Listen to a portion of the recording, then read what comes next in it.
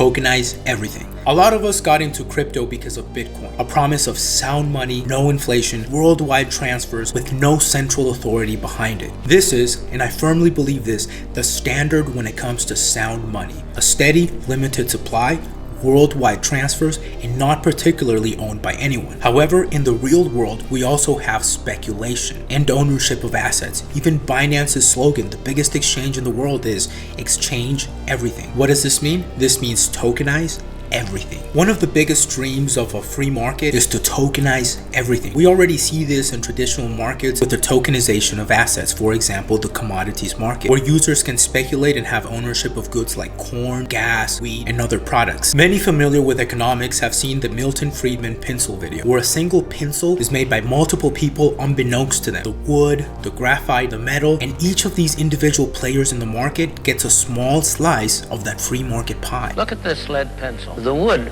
from which it's made, for all I know, comes from a tree that was cut down in the state of Washington. To cut down that tree, it took a saw. To make the saw, it took steel. To make the steel, it took iron ore. This black center, we call it lead, but it's really graphite, compressed graphite. I'm not sure where it comes from, but I think it comes from some mines in South America. This red top up here, the eraser, bit of rubber. Literally thousands of people cooperated to make this pencil. It was a magic of the price system, the impersonal operation of prices that brought them together and got them to cooperate to make this pencil so that you could have it for a trifling sum. In traditional markets, this works because goods are exported in large quantities to where they need to go. But how does this work in digital markets where goods are not necessarily scarce? Up until now, digital goods have been monopolized by digital conglomerates, huge corporations who buy out coders, and buy out digital copyrights for certain goods. Unlike the Milton Friedman pencil example, coders, programmers, and content creators do not get a fair slice of their free market pie. It's simple.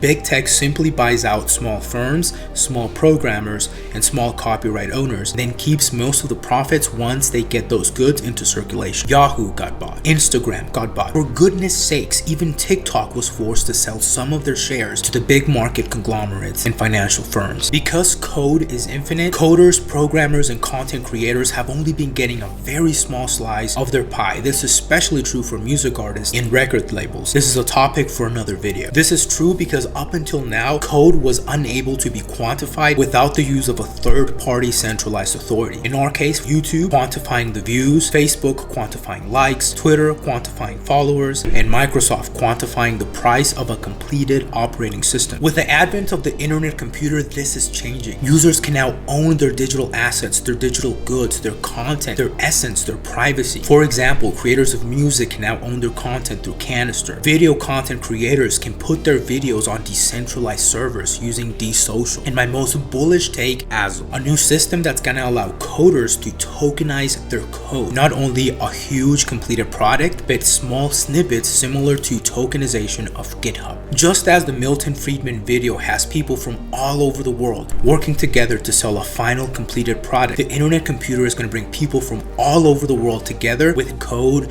music, social content, private content, user information, all used together into large products, each rewarding each specific coder. Think about it. The only time we've ever seen this is in the Linux operating system and ecosystem, or in open source software. Somebody creates a small snippet of code, gives it away for free from the community, and then somebody else compiles a bunch of these codes, puts them together into a finalized product, and then creates an operating system or a distribution in Linux. This is exactly what's going to happen in the internet computer, except now users have an incentive to create this code, to remove bugs, and to create an excellent user experience because there's now money attached to it. Money that doesn't have to go directly to big corporations, but is now flowing to the content creators through the use of smart contracts. This is going to reward content creators, music creators, and coders and programmers. The internet computer fixes this issue where big corporations have massive control over small snippets of code, and only they can decide who gets to publish and who doesn't. doesn't. They get to move the algorithms as they wish. The internet computer solves this by letting users have ownership of their assets and being able to use across the chain. You see,